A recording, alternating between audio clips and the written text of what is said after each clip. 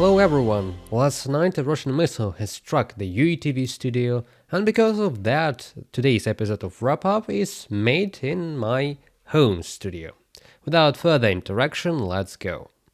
And the first topic is that the Trump administration has decided to put the development of a Ukraine peace plan on hold while it conducts more consultations with other NATO members and its European allies too. According to a Telegraph report from February 10th, US officials want to ensure that NATO members are involved in decisions before any official proposal of the peace plan is put forward. Kyiv, the US envoy for Ukraine and Russia, reportedly reassured European diplomats that the US would not act unilaterally in this matter. He also stated that Washington is committed to its engaging with European heads of state before finalizing any agreements.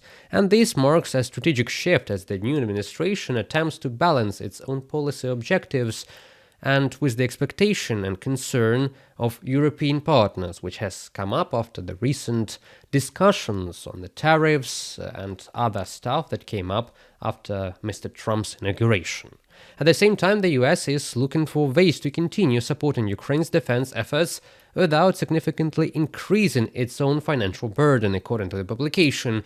One of the main strategies under discussion is encouraging European allies of Ukraine to purchase more American-made weapons and deliver it to Kyiv. This approach would provide Ukraine with critical military aid while spreading the financial burden of the war alongside NATO partners more evenly. At least it is in the plan of the United States right now.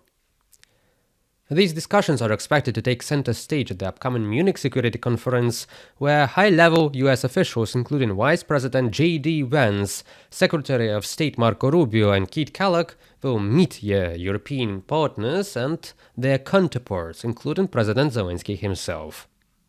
The conference comes at a crucial time for Kyiv, as the Ukrainian government works to establish a strong relationship with the new US administration, which has taken a different stance on the war compared to previous leadership. Kyiv has expressed confidence that a near-term resolution could be achievable within 100 days of the new administration taking office, and he meant the Russian-Ukrainian war with that.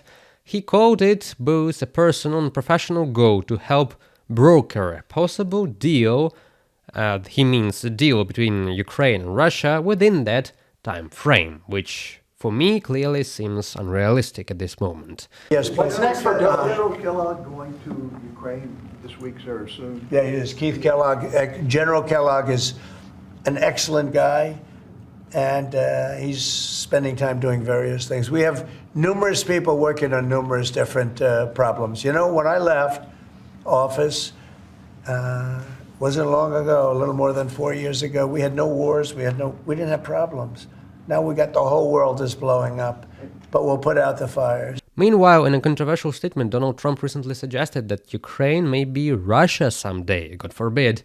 This comes while he's announcing a possible $500 billion agreement related to rare earth resources in Ukraine and inside Ukrainian Russian-occupied territories right now, which are obviously of great interest for the United States at this moment. These remarks have fueled concerns about the potential direction of US foreign policy regarding the Russian-Ukrainian war at this moment. With tensions high and the stakes even higher, Ukraine is preparing to host Mr. Kellogg's visit on February 20th after the Munich Security Conference, following the conference in an effort to further discuss Washington's evolving strategy, considering their strategic interest in our country. And let's remember that just yesterday a US special envoy has been to Moscow, having returned a political prisoner and announcing some fruitful processes and diplomacy between the countries. And later that night, 7 ballistic missiles hit Kyiv, including one of them landing at the UATV studio, severely damaging the equipment and our studios. And going to the second topic, President Zelensky gave an interview to the Guardian publication, and it was published on February 12th, today. Ukrainian President Volodymyr Zelensky issued a stark warning Without Ukraine's resistance, the entire European continent could be at risk of Russian occupation.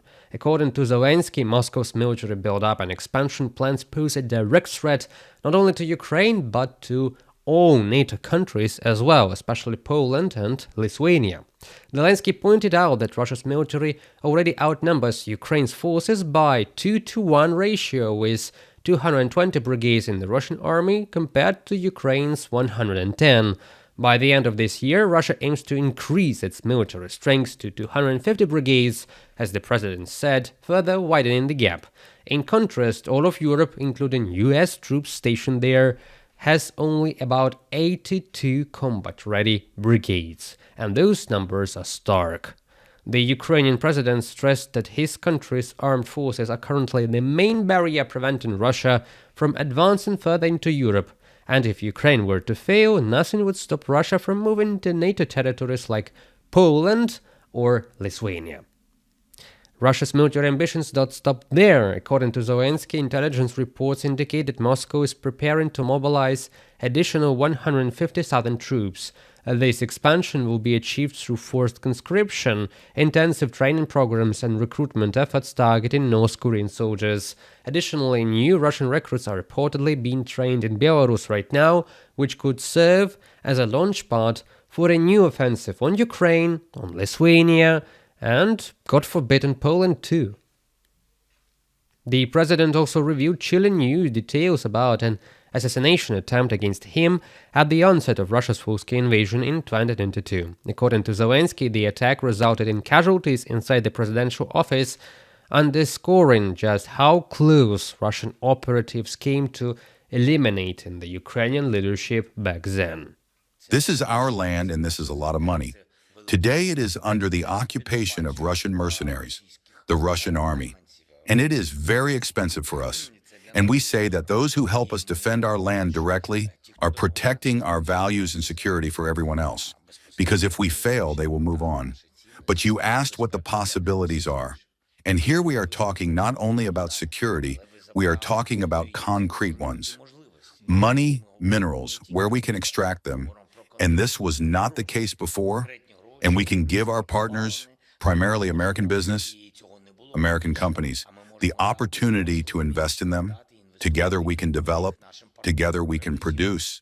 Processing means jobs for us, income for American companies, for Ukrainians, for Europeans. We are very open, but we need to talk about it in detail. As the war continues, Ukraine remains on high alert, warning its allies that the fight for its sovereignty is also a fight for the common security on the entire European continent. And Mr. Zelensky's message is clear: if Ukraine loses, nothing will stop Russia within its borders. Greetings again, Mr. Ernst. It's a great pleasure to see you in our virtual studio, because our real one has been shelled this night by a Russian missile. And yeah, right now it's undergoing some fixing because of the damage. And today I would like to ask you a couple of questions about the recent diplomatic events that are happening. For example, the upcoming Munich conference, where Mr. J.D. Vance and Mr. Kellogg will meet President Zelensky for the first time, and the Secretary of Defense has already met Rustem Umerov, the Minister of Defense of Ukraine. Could you tell me, where is this all going, this diplomatic process between Ukraine and new administration? Well, there's been a fair amount of contact between President Zelensky and President Trump preceding the election and then preceding the inauguration, right? They met in New York in September, then they met in Paris after the election, but before the inauguration. And we know that Mr. Yermak was in Washington and he saw, I think, the Vice President-elect Vance and at that point, the prospective nominee, not the nominee, the prospective candidate to be the head of the National Security Council, Waltz.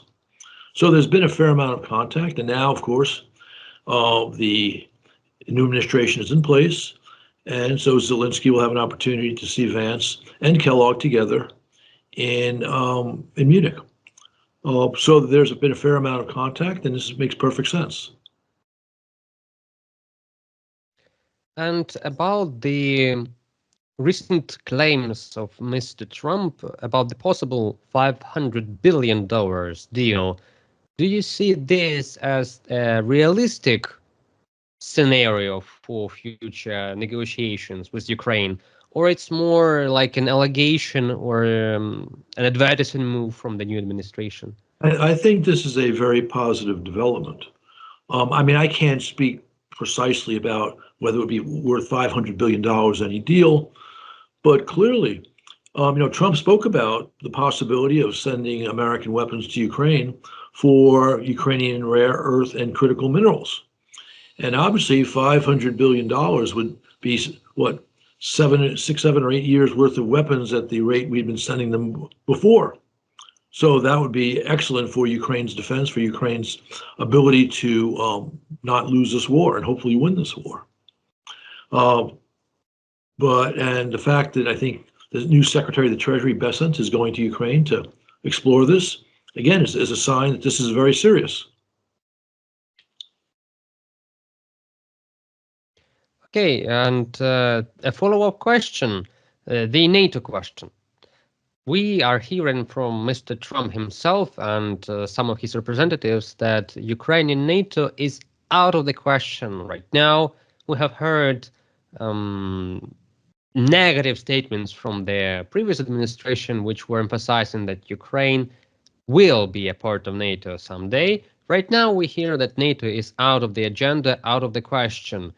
Is it worse for Ukraine to pursue this NATO goal right now, or do you think it's more important to go on one-on-one communication between Ukraine and the new administration right now? That's a decision ultimately that Ukraine and the Ukrainian government need to make. I think it's pretty clear that Trump is not willing to consider for at least 20 years Ukraine joining NATO, right? That's what was coming out of his team even before the election. And I think it's possible to provide Ukraine with the necessary security even without being a member of NATO. Although I believe the smart policy for the United States, for the alliance, would be to bring Ukraine in very soon.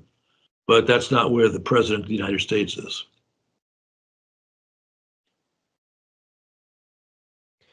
Okay, so maybe you have some more remarks on what should we expect in the year 2025. President Zelensky has just gave an interview the Guardian today where he emphasized that Lithuania and Poland are in direct threat from the Russian army right now. In case of, God forbid, Ukraine loses the war in 2025, then NATO allies are in this direct threat of hybrid and conventional warfare from Russia. Zelensky is absolutely right. Putin's aggressive ambitions go beyond Ukraine. And the leaders of most East European nations know that, with the exception of Orban and Fico. Certainly there are Americans who understand that. I'm not sure that, and I think it's safe to say that the principal security advisors to the president understand that. Kellogg, Waltz, Rubio. But